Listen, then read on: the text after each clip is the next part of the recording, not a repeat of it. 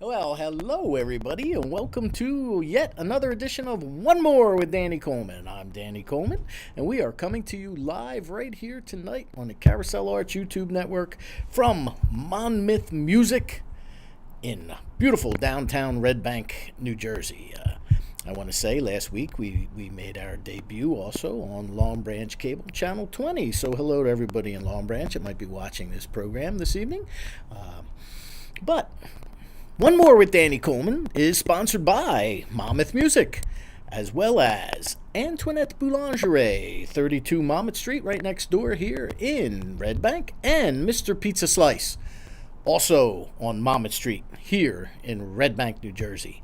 One More with Danny Coleman is always looking to enhance its programming. So if any of you out there that are watching this, no matter on what outlet it is, if you wish to send us an idea or your thoughts or comments, please email me at dcoleman.drice@gmail.com. That's dcoleman.drice, D-R-I-C-E, @gmail.com, or our producer, director, COO, CEO, what else can we put behind that, Nash? Commander-in-Chief. Commander-in-Chief. Whoa. Commander-in-Chief. Wow. All right. Sure, why not? We'll go with Commander-in-Chief. The CIC. Yeah. All right, there you go. As opposed to the CDC, right? Yeah. Right? That's exactly right. See me, DC, and or Matt Smith at DriceProductions@gmail.com with your ideas and your comments, questions, anything you may want to see us try to conquer here on One More with Danny Coleman, and we will do our best. Tonight, however, we have with us right here live, yet for a change, he has nothing to do with the Bob Macon 30th anniversary concert series. He has, excuse me, he has nothing to do with the Rock New Brunswick. He's just a musician that I've known and that I've dealt with before over the last, I don't know, how many years now? At least 5. At least 5 years, Yes. right? We've known each other. He is Hamilton, New Jersey area resident Jason Mather. That's your camera right there. Say hi to Tom. There you go. So, Jace. Well, first of all, I want to thank you, and I want to tell everybody out there that's watching. I've had some misfortune. My pickup truck, old Betsy, Your my Chevy pickup truck, with 186,600 and change on it. My transmission betrayed me last evening. Yes, I know. It's not dead. It's just on life support. But I was not able to drive anything here this evening. So my guest, a first ever in One More with Danny Coleman history, my guest actually picked me up. And, well, actually, Jen picked us up, right? Well, yeah, Jen, and you were part of that. And Jen picked me up with Jason and drove me here to fabulous Red Bank. The show must go on. The show must go on, right? We even went Facebook Live. Facebook Live from from the back seat on the road. So On the road again. but I want to thank you, and I want to thank you. Jen very much for picking me up you. and bringing me here so that we could do this. Love to. Fantastic. Love to. So you're a guitarist, I am. and you're a guitar teacher, I am. and you have how many CDs out of your own? An original artist. Blood Moon was just released November 11th, so this is my 4th record. Okay. There's plenty of unreleased ones, but the ones that saw the light of day. This is the latest one. Okay, so you've released 4. 4, technically. Now you are also the cousin of the drummer in the band that Mario and I are involved in. Wonderful band. Boss Radio AM Gold, and My favorite. Chuck asked me. He actually asked me the other night. He said, "You're interviewing my cousin." He said he played on one of your albums. Yes, he did. He did the album Rock Dreams. He did every song on there, and he's a fabulous drummer. Fabulous drummer. Correct. He's a good cousin to have. So how long have you been playing a guitar? And why? I was 4 years old, and at the time, it was 1978. Kiss was big. Star Wars. The visuals, I saw them on something. I think it was one of my cousins had one of the stickers or something like that. So I figured, I was like, wow, these guys play guitar and spit blood and, and fire and, they're larger than life. So on my 4th birthday, I got one of their records, Kiss Rockin' All Over, for all you Kiss crazies there. And I got the Kiss guitar. And I was playing that, trying to figure out, like, the songs, with one string. At the age of 4? At the age of 4. You're out of control. And then right around that time, one of my uncles gave me from Columbus, a flea market, an acoustic guitar. So let's see what he does. So, the action was just high off the neck, and I actually went to a place for lessons. And they're like, we cannot teach him. He can't reach. My fingers were so small, I couldn't reach the low E, A, D string. So, what I would try to do is, figure out the melodies and all the songs with, like, what I could do with my little fingers at the time. So that's when I was an only child, so it was one of those things where they sent me to the room. It was great for me because I would put the records on, play the guitar, get the Viewmaster, when you got punished, back in the day, So I was go to a room. I'm like, yeah, I'll go to the room. Cool with me, whatever. So, I mean, wow, 4 years old. 4 years old, I was still trying to figure out how to eat grapes without choking. And you're playing the guitar. Yeah. Well, my mother was very musical and always had Led Zeppelin going at all hours. She was nice. Very, very cool mom. So it was always ingrained in me, the music. It was something I realized I had to do no matter what. I knew then what I was going to do, I guess. Some way, somehow. Excuse me. So that leads to many other things. Okay. Too. Right after that, I started taking organ lessons. There used to be organ stores, if anybody remembers organ stores in malls. Quaker Bridge Mall used to have. My buddy's father used to play at the one in Quaker Bridge. So I saw that and I was like, wow, that seems fun. So started taking organ lessons, piano lessons. But I just didn't understand why I had to learn When the Saints Go Marching In and Little Brown Jug. I didn't understand why I couldn't play like Beatles songs and things like that. Then that would, so that was my foundation, was piano and guitar, and that was, luckily I got to read music at an early age because of it. So it was there was no tablature back then. There was. That's one thing. You had the Mel Bay guitar primer back then. That was it. You have to sit there and, you have to put this one finger, the index on this, and I was just like, what? I just want to, I want to learn how to play this. I think the first piece of music I saw with tablature was Stairway to Heaven in the back of a Led Zeppelin book. Right. And it was wrong because I would play it and I'd be like, this doesn't sound anything like it. This is before YouTube, before any of that stuff. So, and we were just talking about that on the way Exactly. here because we were talking about how potentially YouTube, the very network we are on now, the YouTube I'm not saying anything bad about it. No, it could actually excuse me, could actually one day make music instructors obsolete.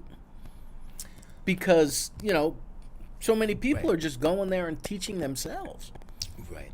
And being a guitar teacher. Right.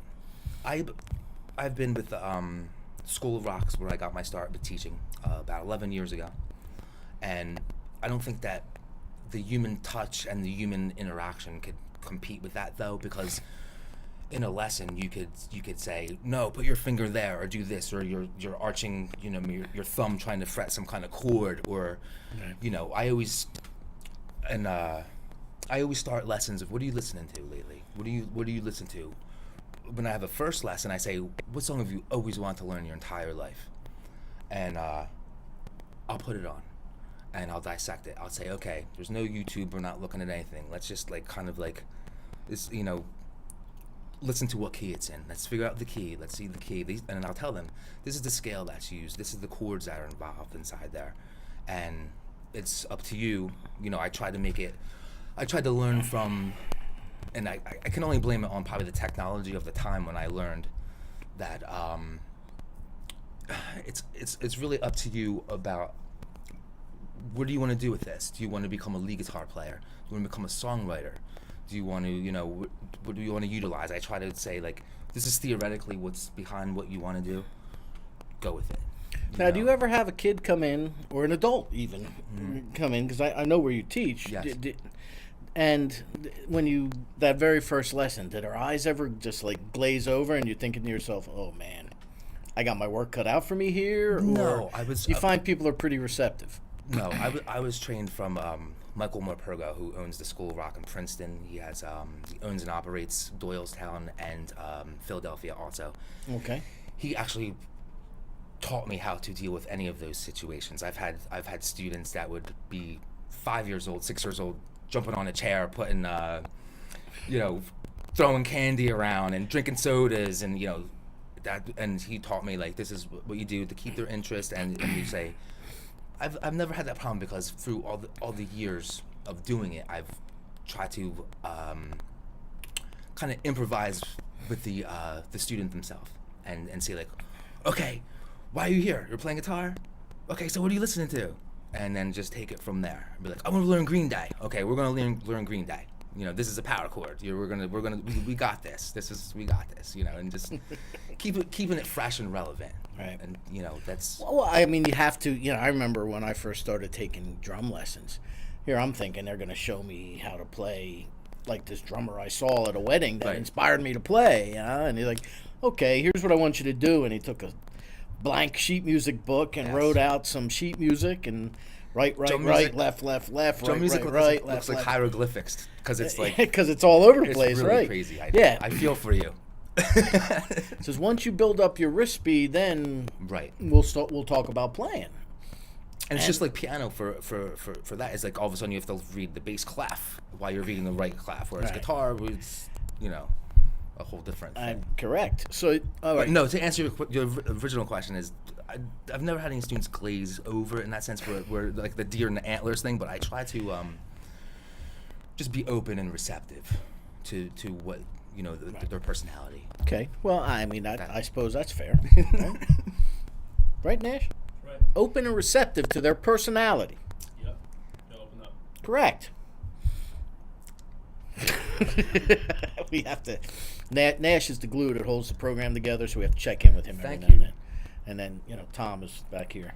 They are the right hand and left hand men of the commander in chief. Awesome. Apparently. Which means, what do we call Mike? He's the COO of the show. He's the coup, as in military coup. He's going to take over the show. He's going to overthrow the commander in chief. All right, good. We got a whole military coup going on out there. So great. Darn allergies. So, okay, you start playing. Do you remember the very first band you were ever in? And when was it? And when did you branch out on your own, actually? All right. Very first band, probably 12, 13. They were called Black Diamond. And I remember... Black Diamond. Yeah.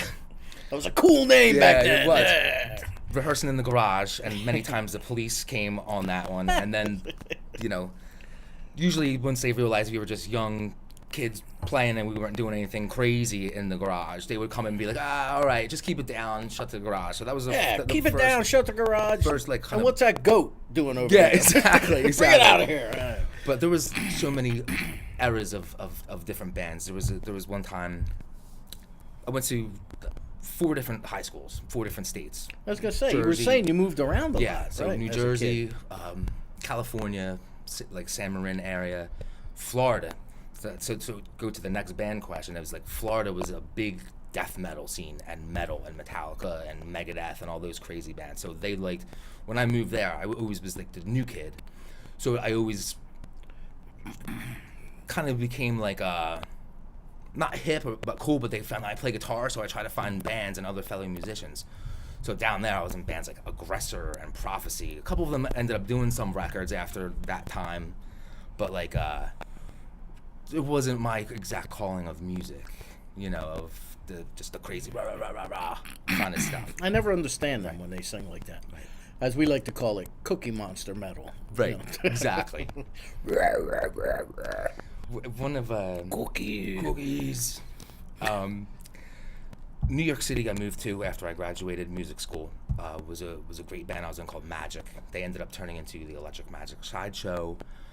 That was really fun time, playing a lot of crazy places. And then I would say right after my second record with A Vengeance, my mother passed away. She was 52. Oh, wow. And I needed like a timeout. So I joined Patty Rothberg, great solo artist from New York City. She goes back to those ties of when I lived in New York City in that band I was talking about. We were all kind of in that intermingled scene. And I joined her for 2 years for a tour. That was a really great fun time. And then to say when I branched off solo, it was around that thing where I always loved playing side as a lead guitar player. But during that time period, I wrote the Rock Dreams record. And right when the Patty thing was going on, I said, okay, I gotta get this together. The first album, I think it was 2006 or 7. I signed with the Orchard. They're a New York City distribution label. Right. They're getting bigger. You'll start seeing them they're challenging Netflix, Amazon. That's a division of Sony, right? Yes, the Orchard, they were. Yeah. So they signed me 2007, 6. It was during that time period to 3-album deal, 5 years. So during that time period, the first album, The Hotness, came out. Great. Vengeance was great. Then the Mother thing happened. And they were starting to stress me a little bit, saying, Jason, when's this next record? I said, trust me, I know I got this. Believe in me, I know it's going to happen. So we came out with the Rock Dreams record. This was still CD time. You know, when they were still printing up CDs, I would have to print up 100 of CDs, the disc makers, give it to them, and they would send them to record stores, you know. But thanks to the success of Rock Dreams, they re-signed me to do the Blood Moon, and I have another 5 years to keep going with them. But there's definitely a direction change of, this is the first album I've ever done there's no CDs are printed out. This is just it's all like Spotify, iHeartRadio, iTunes. So do you have management then? And I have record label representatives. Okay. But personal management between my PR agent. We know your PR agent. You know, it's micromanaged in this wherever she is. There she is. She's the best. Right. The best. She is the best. She is the best. Management, like, I think right now in this DIY age, is managers take 20% of, you know, certain things, and like, I mean, really, like, you're gonna take 20% of what, a show, a streaming. Like, I got myself signed from hitting the president all the time of demos and sign me, please sign me, you know, and just have that label representation of keeping those relationships alive. And that just you know, I did actually, and thanks to Jennifer over there, I was very close to Doc McGee, who does Kiss, Hootie and the Blowfish. Right. And I remember one time we were at a Kravitz show.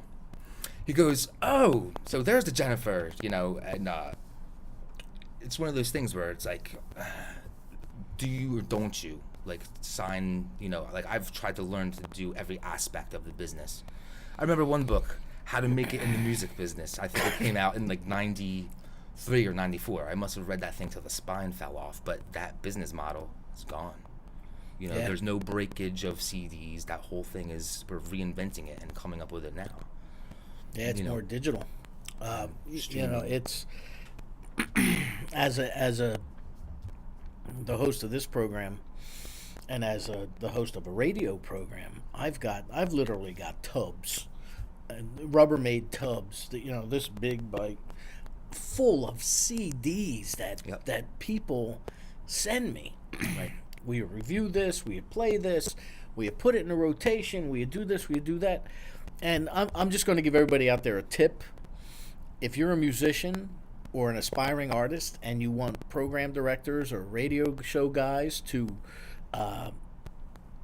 play your stuff, please do not send an electronic or a press kit through the mail that's like 7 or 8 pages.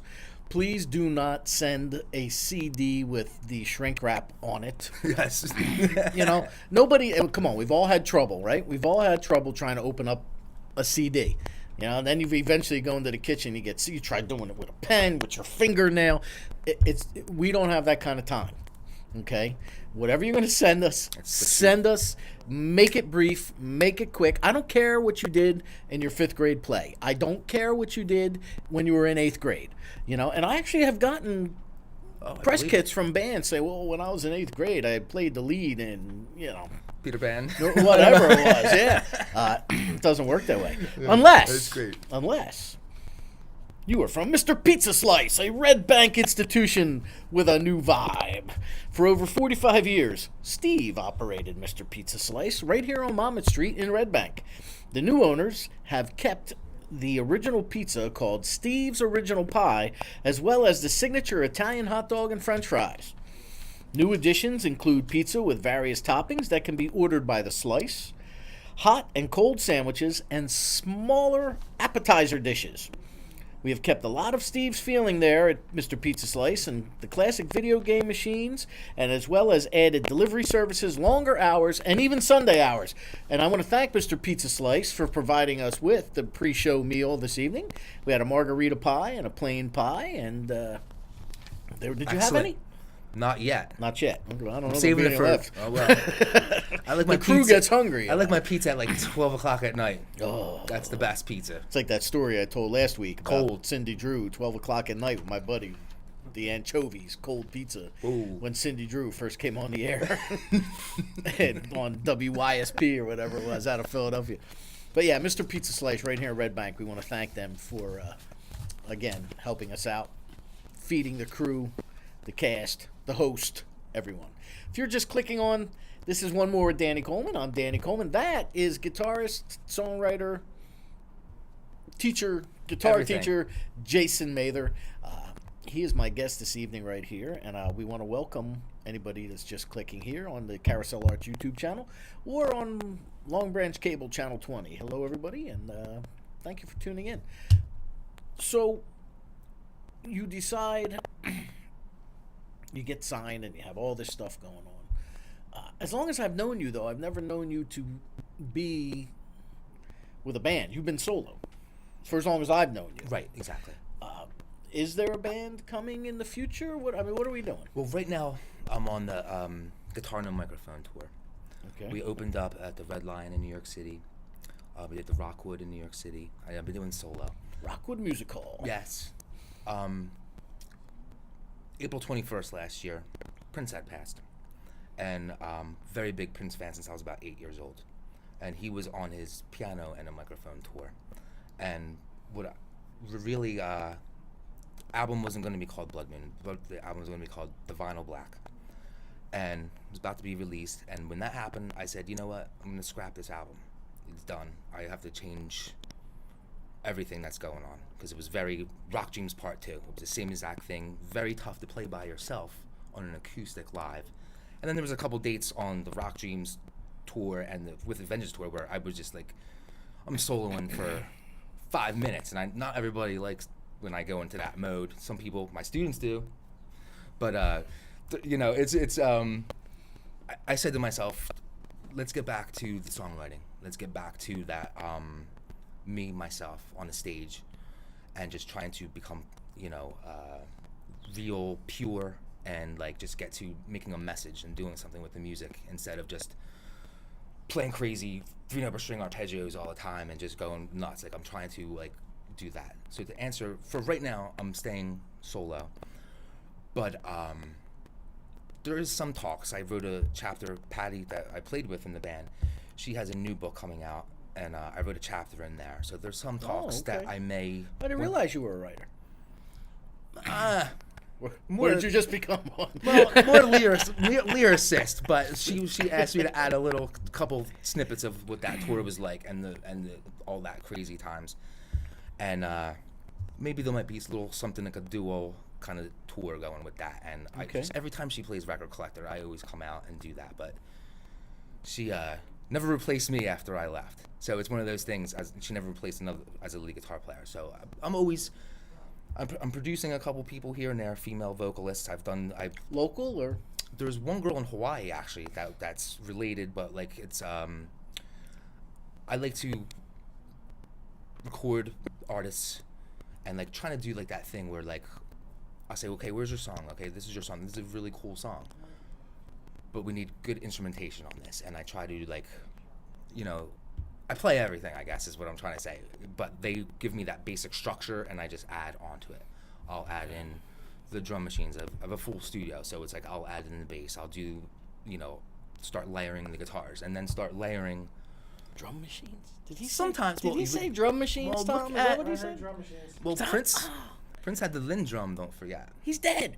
I know. Look where listen I to- got him. But listen to Bruno Mars, and you know a lot of the pop right now. Bruno Mars is a drummer.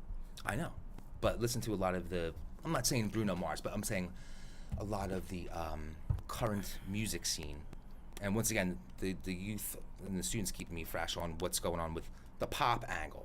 When I'm producing something that's like a female vocalist, it's not like I've recorded full bands and there's no drum machines, but trust me, I know. Oh, good. It depends on the music style where it is. You know, it's If Chuck's watching this, he's probably shuddering at home as no, well. never. Nothing can replace live drums. Trust me. I have it all set up in my house, and I don't even really play them. Did you know in that band that Chuck and I are in, there's 3 drummers? Yes, I did. It's funny, isn't it? There's 3 drummers. Surround yourself with great drummers. That's a third Remember of the that. group is guitar drummers. As a guitar player, surround yourself with great drummers. It's the secret to life. We only have one guy playing a kit, but we have, which is Chuck. But there's 3 drummers. Right. That's kind of funny. So it's one of the things that I think is great, but I also think it's somewhat of a curse. Is that today you can do that? You can sit here in New Jersey and you can create an album. Somebody Right. in Hawaii. Right. I know. Matter of fact, the guest of my radio program a couple of weeks ago, they were a progressive rock band. They're called Temporal Chaos. Okay. Temporal Chaos Project. And they recorded their entire first album Laptop. online. They never met each other. Gotcha. Eventually they did. They got Right. together, for the final stages of Right. it. But everything was done online. I understand. And it's amazing today how you can, you The can do technology that has sort of caught thing. up. Yes. And It goes back to my first record, The Hotness.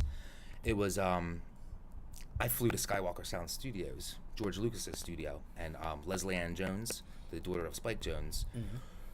I recorded all my acoustics there, and that goes back to the thing of like you could do all this now for nothing, but that cost me a fortune to do at the time. back then, sure. The second record I recorded all analog, and just to hunt down the 2-inch master tapes alone to record on that 16-track 1969 machine was like a huge machine. And this goes back to that of like the technology. Like I come from the school of you have to nail that solo, and it has to be a take. I still to this day, and I have the technology, I never cut and paste solos. When you hear a Jason solo on a record, that's a take. I stop. I was rewind, telling- stop. I don't believe in that. As you see, the crew is much younger than I. Right. Much younger. And I. Yeah, Nash is just like, yeah. We see that, old man. Right. Yeah, a few years. But I was saying how, when I first went into the studio, it was exactly what you just described. I Hundreds was of dollars 15 down. years old. It was analog. It was Tommy Moralda's studio, actually. Yes. And back then, in 1978, it was, I think it was $35 or $40 an hour. So what Tommy was, and that was expensive, and if the song was 3 minutes and 49 seconds long and you screwed up at 3:45, you're retaking the whole tune, man. There was no cut and paste and it or wasn't splice. quick. You had to stop and wait for it to rewind. It wasn't. Yep. It's- And now my last time I went in the studio was a couple years ago. Was John Bailey? Yes, I It do. was as a matter John's of fact. studio. Yes. So I'm in John's studio and he's like dragging a mouse and said, "I'll fix that. I'll fix that. Auto-tune. I'll fix it." I'm It's like, not. "What do you mean you'll fix that?" He dragged it. I missed. There was one stick that I hit a rim instead of hitting the snare. Right. Don't worry about it. I'll fix it. He just dragged it on. I know. Jeez. I know. That's what's happened, I guess, too. And I feel, But in a way, they're kind of cutting their throat because even if they charge more money, it's not taking as long. Exactly. You can cut an entire album in like 3 hours. Exactly. There was a great studio here in Red Bank, Retro Media. I don't know if he's still open. John Knoll. Anybody know? I don't, but Retro Media still open? Retro Media. And that's the story. I mean, you still have your Electric Ladies that are open, but there's Avatars left in New York, but there's the record plant shut down. They sold off all their machines. It's sad. Like Jack White has, he's buying up all the stuff. He's getting pressing machines made custom for him. Like the vinyl resurgence is big. It is big. There's a pressing Bordentown. company in Bordentown. Yeah, I toured there once. Where the guy is it? took me all around. I'm trying to figure out where it is. Rising Sun Boulevard, I believe. Oh, it is. it's over by the truck stop. Right. And Okay. I went in there one day. I went in there to see, like, hey, I'm an artist. Let's you're right by my house. Long story short, he knew me, and I used to work in record stores when I used to live in Manhattan and Queens. Which ones? I worked at J&R Music World, 23 Park Row. We were at the foot of the World Trade, and then the infamous 4th Street and Broadway Tower Records. Tower Records. It was Keith Richards lived in the same building. Oh, it was, no kidding. So it was. And it then was a Disco scene. Matt came in and ruined everything.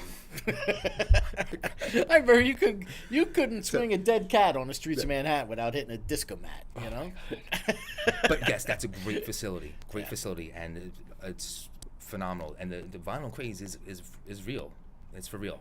There's only one problem. I've heard recently that they're starting to remaster things from CD instead of getting them from their master sources. Masters. But it's still going to be warmer. Have you been down to the Vault yet in South Jersey? The Vault. No, It's I don't called the believe it. Vault. It's No. this group, this Graham Alexander, Graham Alexander, bought, he and a collective of 30-something-year-old guys bought the RCA Victor catalog, Wow. and they've called the Vault because they have the original cells, the original acetates, Awesome. the original sheet music. It's all in this vault, and they give tours and they have shows there. Actually, it's like the record collector. It holds, like, I think a capacity is 80. Got you. They still still have some of they've got some of the Victor talking machines from the late 1800s through That's super cool. today. They actually have a Victor talking machine today that looks like a Victrola, but the top flips up, and for those of you at home watching my hand here, the record actually this way, and the needle goes against it this way, and it spins like this instead of flat. It's really a neat machine, but I've seen the old 78s. They break very easily. They're very fragile. Well, I love that stuff. I have at home. I have a 1910 Victor. Wow. Victrola, and I've got 78s, and I mean I've got Bing Crosby's Glenn White Christmas Miller, on yep. 78. I've got Sinatra with the Dorsey Brothers. Awesome. I've got Glenn Miller. I've got the Andrews Sisters. All the stuff that our grandparents and great My grandparents great grandmother had the Glenn Millers rolling. Yeah. And I mean, my kids, at Christmas time, they'll come over just to hear me crank it up and play White Christmas. And the flip side of that is Adeste Fidelis, by, Bing Crosby singing that. It's like, wow. I've got Guy Lombardo's Old Lang Syne on 78. I mean, I've got some stuff that's just amazing. That's cool. But you're right. If you put them all in a box and you drop that box, you're going to lose at least 2 or 3 records because they're going to crack and splinter. But to see, they show you the entire recording process and what they use down there and how they pressed those sets. Because the very first vinyl record ever made, was made in Camden, New Jersey, by RCA I've Victor. seen that building, yes. So that's I believe the machines at the Bordentown, they were ones that the guy used to use when he was doing. I think he was telling me the Grease soundtrack. These machines, they'll go back to like '78. The Bee Gees. He was like, I used these machines when I was.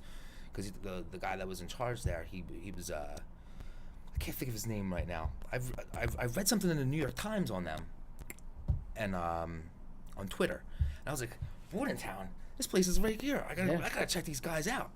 I saw it on television. I can't remember where I was because I don't have a television, but I saw it. Right.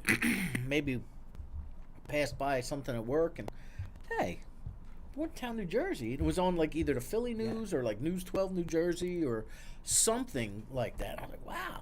Yeah, so vinyl, it's funny what's old is new again. Exactly. It's either streaming or vinyl. And I think it's the vinyl experience. And you actually get to look at the artwork. Well, that's what Graham said to me when we were touring the Vault.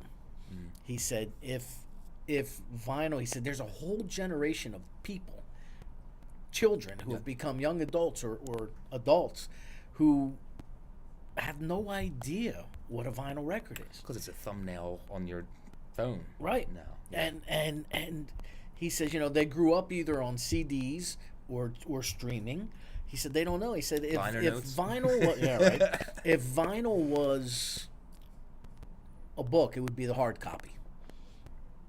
Exactly. And That's the best way to put it's it. something you can feel. It's something you can touch. Right. He said it has its own smell. It has its own, does. It's they're headphone friendly, and it was just, and it is true. I mean, I think I read an article quite a long time ago about, oh, gosh, I wish I know what the guy's name was. I can't remember it, but he wrote an article about music, and he felt that music began branching off and splintering, basically, in so many directions with the death of the record store. Yes. How, as a kid, he would wait for that new album to come out, and he'd get there and be able to open it up and see the artwork, or flip over the back cover and see the artwork and see the liner notes. And I would just stare at the album covers. Like if you open like a Led Zeppelin record, Physical Graffiti. My mother Exactly. gave me Physical Graffiti. I'm like, what is this? Right, you This pull is it- so cool. It does this. And I'm Or like, or what? Led Zeppelin 3 with the wheel. Yes, Or exactly. Led Zeppelin In Through the Outdoor with the 7 different covers Yes. and so on and so forth. And but they don't do that. I don't get to. How about lyrics and liner notes? Yeah, You they don't know used to who have the- did what. Like yeah. that's how you used to figure out like who did what and who wrote what. Right. And I'm blessed. I have this guy, Steve Thompson, been my friend for a long time. He does Anthrax's album covers. He does Alice Cooper, all kinds of stuff. I'm blessed. He's done all my album covers, and he's just a genius. I'll be like, listen, I want to have something like outer space, and he's just he makes things happen. He's a real deal, and he's another drummer, an awesome drummer. Like I said, keep the drummers. You got to surround yourself with great drummers. See? I mean, Like to all you guitarists out there yeah. and bass yeah. players. Guitarists. Right. No, it's. I don't. I'm sure they do, but I'm not sure people think about it. Non-musician type people think about it the way that we do as musicians. Who because produced this? Who played on? yeah, you look at it, and if you look at everything from start to finish. If you opened up that album, okay, I'll give you an example. The lead singer of Great White, Terry Luce, he just put out an album of all cover tunes. It's like 8 or 9 cover tunes, but he did it. The very first cut. Now I'm a Leadhead. I've been a Leadhead since I was 12. Right. The first tune is "Whole Lotta Love," but he did it acoustically.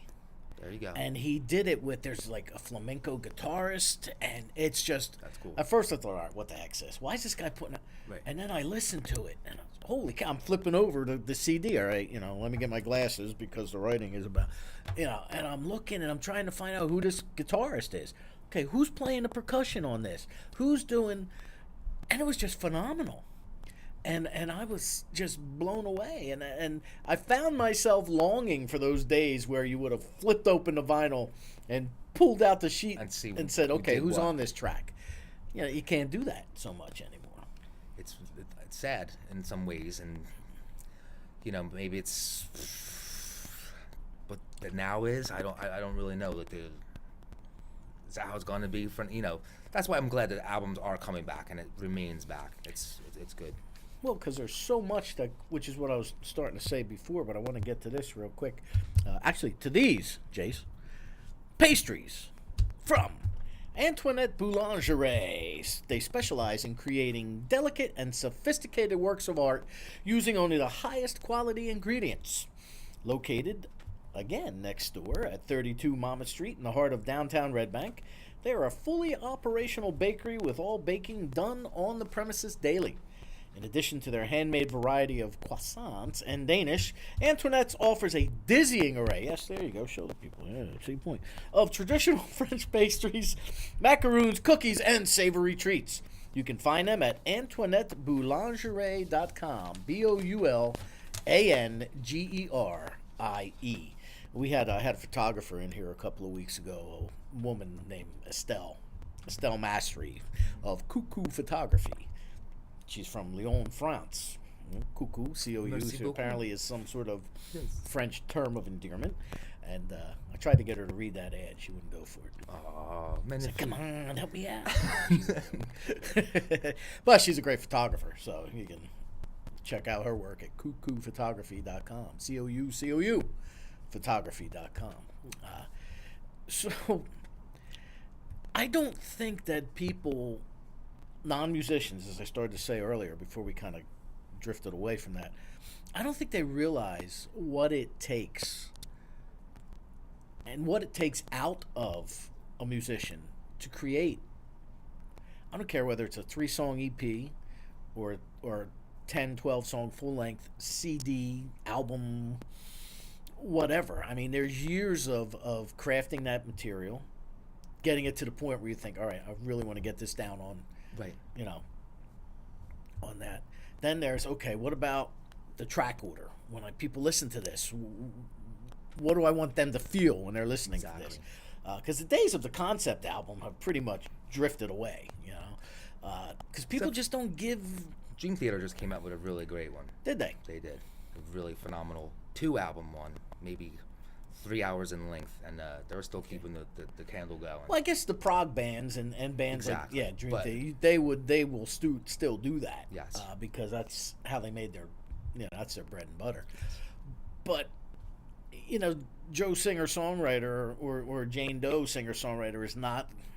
I don't think they put as much thought into that as they used to. But I'm not saying they don't put any thought at all. I'm just saying I don't think it matters as much anymore. I think it might be a singles world for this minute, maybe like the 50s was. Right. Maybe it's about maybe it has to do with your new single and what's I don't think people have the time because everybody's so busy too to sit down and listen to 10 songs in a row. I was lucky enough, and I can cross it off my bucket list type of deal. I was lucky enough several years ago to interview Nancy Wilson of Heart. Awesome. And in April, I was able to interview Ann, her sister. Awesome. And I said to her, I said, you only released an EP. Your last 2 have been EPs, 5 songs. I said, I know you've got full length. She said what many, many musicians tell me today. People's attention spans aren't that great. They don't want to sit down and listen to 8, 9 songs. So I'd rather than make 8, 9, 10, 14 okay songs, I'd rather make 5 good ones and say, here I am, listen to me. Exactly. Now, on the flip side of that, one of the stories I love to tell is one of the sweetest people I've ever interviewed is Martha Davis of the Motels. Okay. And her and I were talking, and she said, I said, Martha, what do you think, EP versus full length? And she says, Danny, she said, can you imagine the Beatles' White Album? Sticky Fingers by the Rolling Stones. Can you imagine just going to the computer and saying, all right, I only want to download this one, and then maybe that one from that Missing the album. whole experience. And she said every song on both them albums was phenomenal. Yeah. If I'm going, people are going online and they're looking at my disc, and I put out an 8-song, 9-song full-length CD or album, and they're only downloading 1 or 2 songs, I need to make a better album. Exactly. She said, people have to want to download the entire thing. And that's the challenge that musicians face today and artists. Right. So when people say to me, well, I'm only going to put out a 3-song EP because we don't think people's attention span is that long, those words of Martha Davis echo around my head like they reverberate. Well, then maybe you need to write better material. I'm noticing a lot of people I never also- say that. But I know. I'm saying it now. No. I'm noticing a lot of people also are like putting out singles and then later on, maybe 9, 10, 12 months later, making an album out of it and saying like, okay, we're going to release this one every quarter, every one a month. I've seen a couple Right. artists that'll do one a month, and then at the end of the 12th month, here's all 12. It's such a tough thing right now with this streaming. It's still in its that's the whole infancy thing. of I read all the reports, the quarterly reports, and I see, you know, what the streaming is, and I don't think they really have a handle on it still between Spotify, between iHeartRadio, Pandora, yeah, all you know, those, and those streaming systems. Yeah, and then I read a story, like Katy Perry, like somebody who co-wrote one of her songs. There was maybe 2 billion or 1 billion streams, and his royalty check was like $800. right. You know, and things are streaming so many times, but it's not. There's something going on with the technology that it's not going back to the artists. And Well, and that's the thing, you know, Yeah. the record companies are beside themselves. They don't know what to do because they don't exist. Now Yeah. they're distribution companies. Exactly. And where, as you said earlier, you have to do all the work as an artist. So if you're just clicking on, this is One More with Danny Coleman. I'm Danny Coleman. That is Jason Mather, guitarist and songwriter from the Hamilton, New Jersey area. And I want to thank everybody for tuning in this evening or clicking on. Clicking on, Nash? I always get confused with that. See, and I look to you for guidance because I can't look at Tom Right. because you're right at me. And I've been told that's my camera. And that's yours. I know. Don't worry about it. How you feeling, by the way, Tom? Whole lot better. A whole lot better? Yep. Good. Tom had an appendix removed recently. Ooh. He missed the show. Hope you're feeling better. Thank you. But Tom's all right. You know. So, okay, so now you create your disc. And we've got to battle all the things we just talked about. Right. So how does Jason Mather overcome that? Well, like I was saying before, it was this new one was. I had a whole another record that I was planning to release, and I said, you know what, let's just change it all up. I threw out a lot of, not threw out, but didn't use a lot of songs. Every album I make, there's a lot of songs, and I think what it comes down to is you take the tracks and you say like, okay, this is what I want to say, this is what I want to, you know, still taking the album journey of it, of saying, okay, this is going to be 1, this is going to be 2, this is going to be 3. Like you always want to keep it like a flow. Track order. Yeah, Right. exactly. And maybe like you save like the little bit more experimental ones for track 9 and 10 and 11 and 12, and keeping like, you know, like maybe a 3-minute, 4-minute thing going for like the first couple. You know, it's always different for me personally, because, you know, whether it's good or bad, I don't have anybody to say like, drop that one or don't do this one. You know, that's when you ask your PR agent if, you know, is this song terrible? You know, or else, or And you try it out live. What does your PR agent say when you ask her those things? Depends. Or what you do is you try them out live, and that's when you know, that's why, like, every time I play, I change the set list. I never do the same set list. I try not to anyway. I keep the couple standards, but always try, like, let's see how this one works live. You know, and that's kind of gauge about, like, Do you beta test your stuff like that live before you decide to record it? a lot of times. Yeah. A lot of times of like, I'll do 1, 2, 3 songs and just see, and then see how. Also, a lot of my albums are, you know, very electric, and there's a lot of guitars going on. Sometimes there's, you know, 2 Les Pauls doing one thing, a Strat and a Tele doing something else. This new one is like, there's still a lot of things going on, but it's mainly like more of like an acoustic kind of thing where I can perform it live. Whereas when I'm trying to do some of my songs live, it's almost like, imagine the Beatles trying to perform I'm the Walrus live with the technology of their Do you time. loop it all? I don't believe in it. Good. I don't believe it. Good. There's somebody that's doing it right now that's very popular on the radio. Oh. And I see it, but I'm just right now trying to be pure and trying to strip it down and it just be kind of like a naked thing. And like I said, Okay. I went back to like when I was talking about Prince, like piano, microphone, guitar, microphone. This time, because I've done so many shows that's just Naked crazy. is good. We did a show For me. naked one time. Remember that, Nash? Stay- When we had Lisa stay- Sherman in here. We stay did tuned. a show naked. Yeah, it was But great. musically stripped down is another Oh, one. okay. We'll put it. Yeah. Yeah, we did that too. Yeah. And that's the whole thing, is that just to be true and just to try to say like, hey, this is me, you know, and this is the state of things that we're talking about, and this is what's going on with society. I'm not trying to talk about like, you know, bad stuff. Like let's overcome and just be Yeah, what do you strong. think of that? What, as a songwriter yourself, I got to a point several years back where I just kind of threw my hands up and said, "Is there anybody out there that can write something upbeat with this whole new crew of young, singer songwriters coming? They all, it's like gloom and doom and and this one And and trying to be it's songs of ruined romance and broken love and this one and that one, and they all want to sit down and Right. It's I think it's just maybe where you are as a songwriter.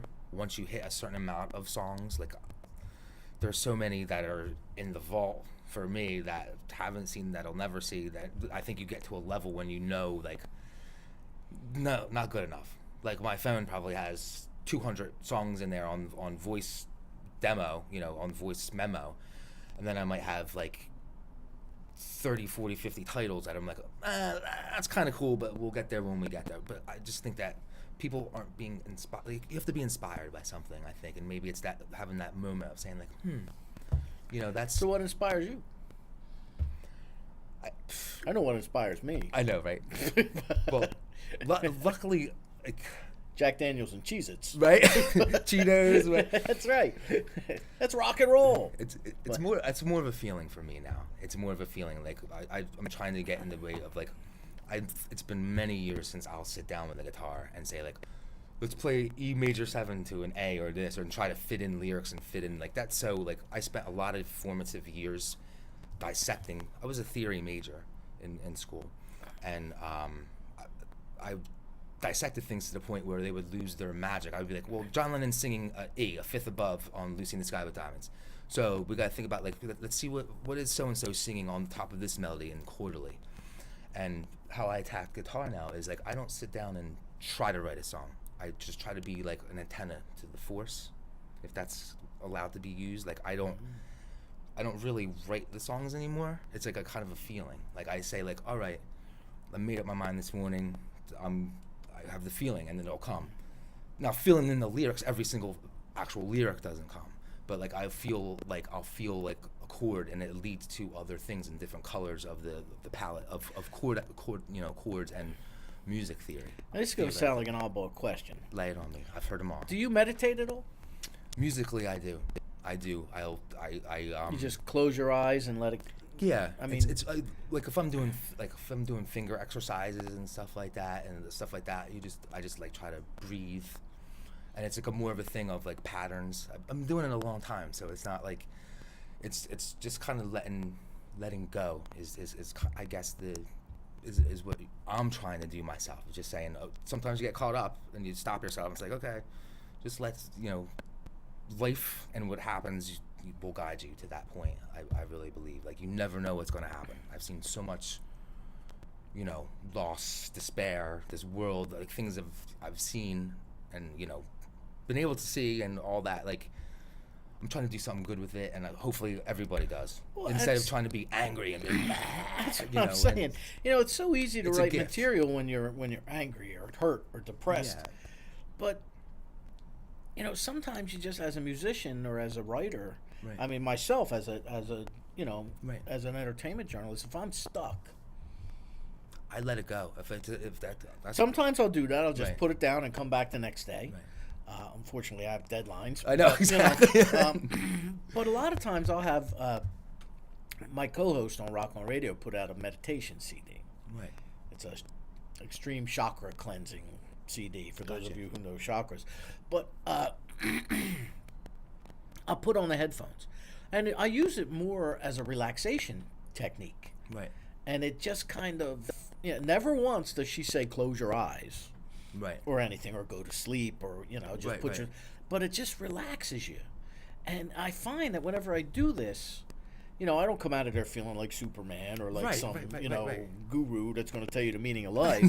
But I do come out of there Maharishi. feeling more relaxed, which allows me to have more of an open mind. Right. And perhaps in a situation where I was ready to say, that's okay. Or sometimes you just throw on some Earth, Wind, and Fire, and everything goes. And sometimes I'm in a bad mood, throw on some Earth, Wind, and Fire. Was that your just let it go-to go. band? For what? For anything. See, when I went When I want to feel good, like I'll throw on some Earth, Wind and Fire. see when I went to school, Right. if I came home bad day of school, Right. first thing I would do is grab the headphones and Physical Graffiti. That's or nothing wrong with Presence. that. In the And- light, for the scope, Or Led you're Zeppelin right in. 3. They were the three I would go Right. to, man, and just It does the put same the thing. headphones on Yeah. and close my eyes. Or if I had a headache, in my time of dying, because the polyrhythms are so that John Bonham plays are so that if the headache was boom boom boom, trying to listen to that with the headphones on, all of a sudden my headache's gone. It's like a magical trip. It is. Wonderland. It really is. It's the healing power of music. Headphones or no headphones for you? Well, When you're listening to something really, like if you're listening to something and you're really into it, do you throw on a stereo or you do headphones? my stereo actually is in storage. Okay. So what I do is it's either through my iPod or through my little Bose speaker, Gotcha. or through headphones. Mostly headphones. I prefer headphones. I love the headphones. Yeah. That's, You know, because you can hear yeah. everything. Especially when you brought up Zeppelin and like Physical, I'm like, wow. Oh yeah, Physical Graffiti, I can remember the first time I ever heard Achilles' Last Stand. Whoa! Yeah. You know, I think, man, how many overdubs? And I read somewhere where Jimmy Page put 26 overdubs in there. Do you ever find yourself doing that or not doing that since you produce and do all your own thing? You know, like, I want to add this here. No, that's not right. I want to do that there. And Sometimes, yeah. you wind up kicking yourself because what is taking me so long? You know what it is? It's lead guitars, no guitar, but like when you get into vocals, and especially if I'm doing someone else's vocals, I try to say, okay, we're going to double track this, we're going to triple track this, then we're going to layer it like a cake. You know, we were going to build your melodies, we're going to build you a third, a fifth, and then I'll realize when I record stuff like, all right, and just like you were saying, I read a story about Achilles where Pete Townsend was in the studio and saying to Page, I don't know how you're going to reproduce this live. Right. And that comes, I guess, with doing it a few times, realizing. And then I saw them do that at the Atlantic Records 40th anniversary thing. I was like, no, they're not going to do a kit. No way.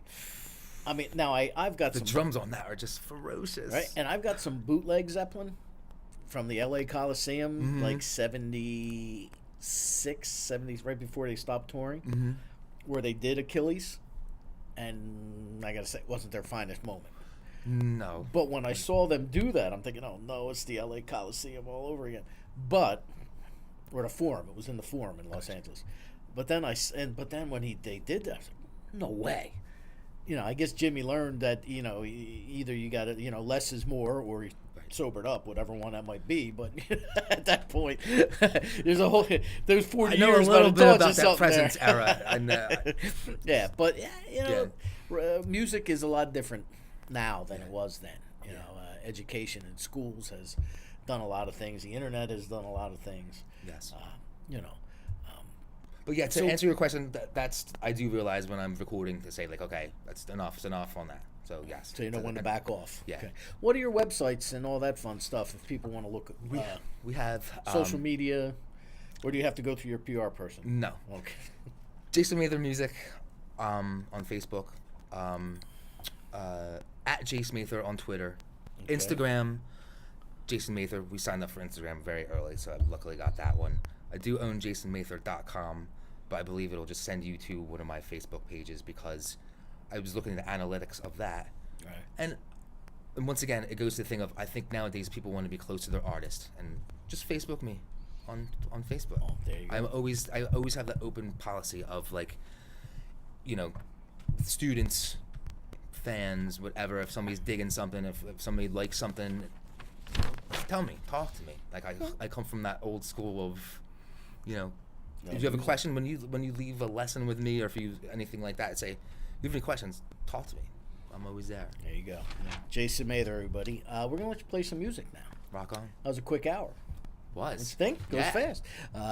So we're gonna let you play some music while you're setting up. I'm gonna go over here and see Tom. Awesome. I don't spend enough time with Tom. You know, spend a little time. I always look towards Nash for my guidance, but tonight we're gonna go say hi to Tom a little bit over here, and we're gonna talk about. Oop, I'm stuck on something there.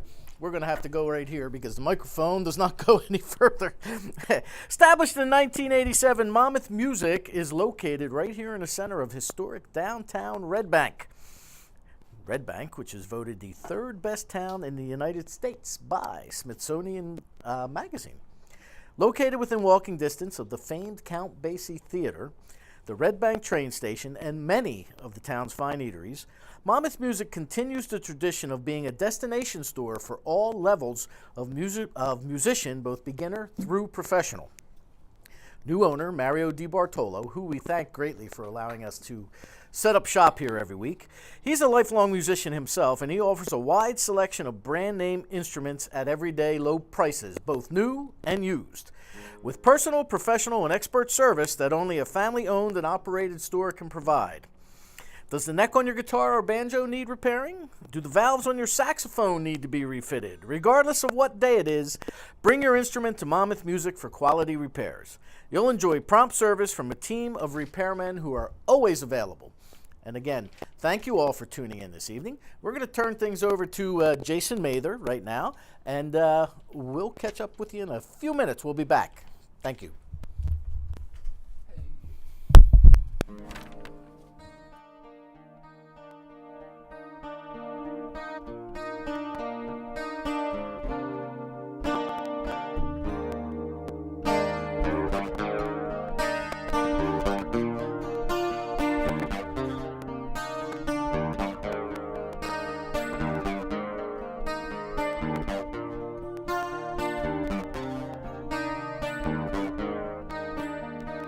Saw downtown with a broke-ass clown, with your head down in your heels, rock and rolling around every cat in town. Yeah, baby, I know just what you feel.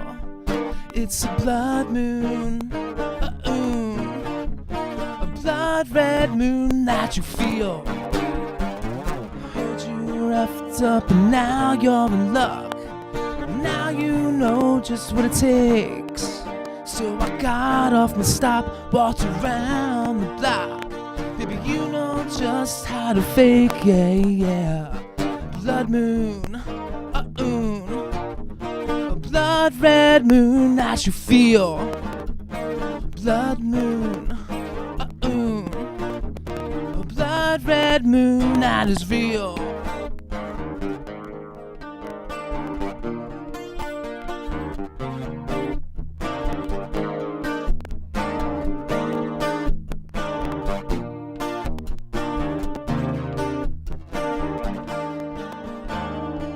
Then you were uptown, I was across town. Power does it take? Thought you were outside a long time ago, girl. You know that love is what it makes, yeah. Blood moon, a blood red moon that you feel. Blood moon, a blood red moon that is real.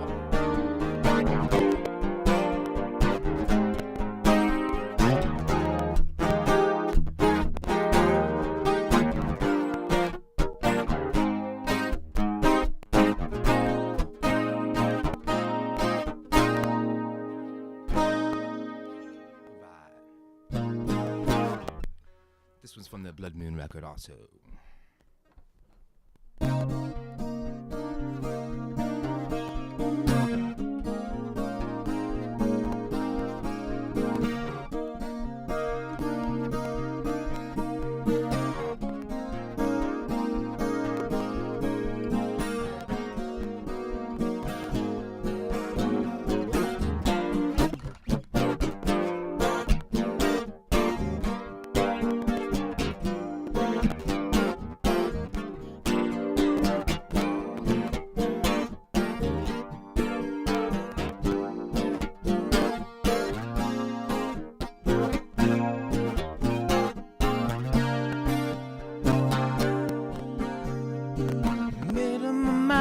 This morning, made up my mind to be a better friend and to love one another.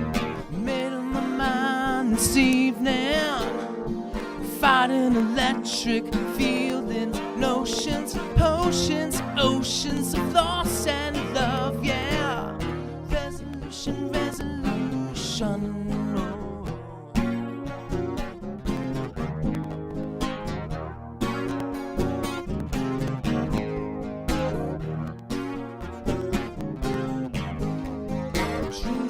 golden place that awaits. It glistens, listens, gleaming, beaming, high up above, middle of my minds while dreaming. Dreamt of a better, brighter future where anything is possible, yeah. Resolution, resolution, whoa, whoa. Oh, oh. Resolution, resolution, whoa. Oh, oh. Resolution, resolution, whoa.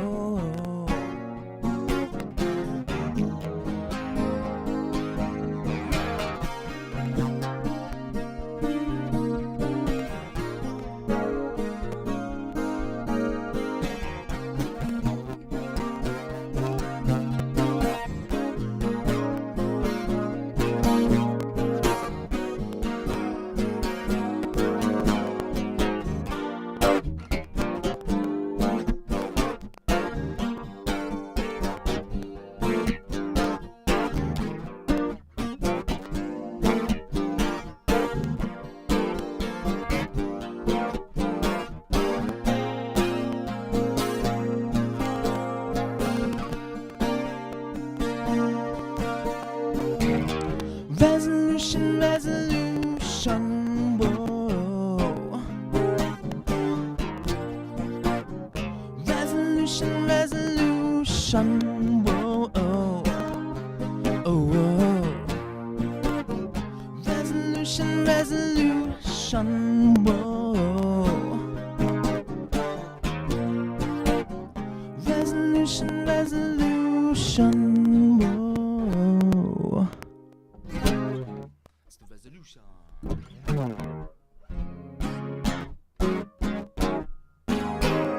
It's called Do You Believe?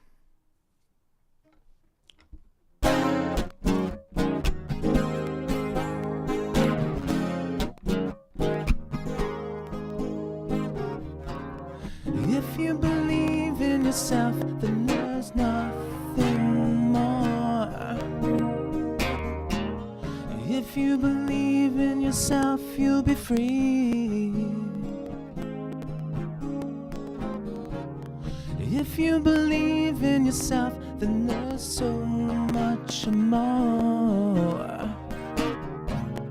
If you believe love will set you free. Do you believe? Do you believe? Do you believe, girl? Yeah, yeah. Do you believe?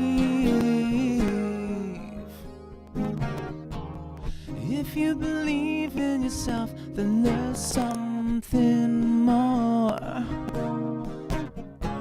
Suffering and sadness will never be. If one believes in oneself, then open up the door. Love shining down for all to see. Do you believe? Do you believe? Do you believe? Yeah, yeah, yeah. Do you believe? Do you believe? Believe, believe. Yeah, yeah. Do you believe? Believe, believe. Yeah, yeah.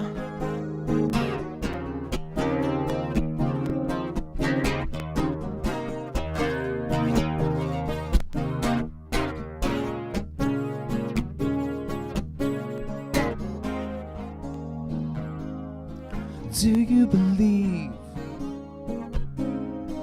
Do you believe? Do you believe? Do you believe? Believe, believe. Yeah, yeah. Do you believe? Believe, believe. Yeah, yeah.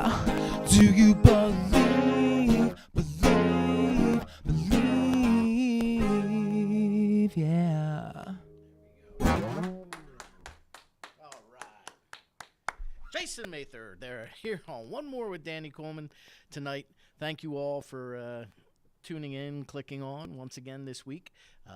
We appreciate you stopping by and subscribing to the Carousel Arts YouTube page.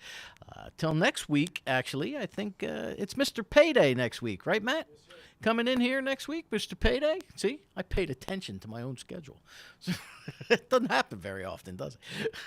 Right, Tom? Right. Good. Jace, thank you. Thank you for giving me a ride here tonight, actually. So I have to find out where Mr. Payday lives. I may need to have them come. Nah, that ain't going to happen. But Mario, thank you very much. Thank you, sir. For allowing us to do this. Next week, Mr. Payday right here, Carousel Arts. One More with Danny Coleman, and on Long Branch Cable Channel number 20. So good night, everybody. Tune in next week, and we'll have one more.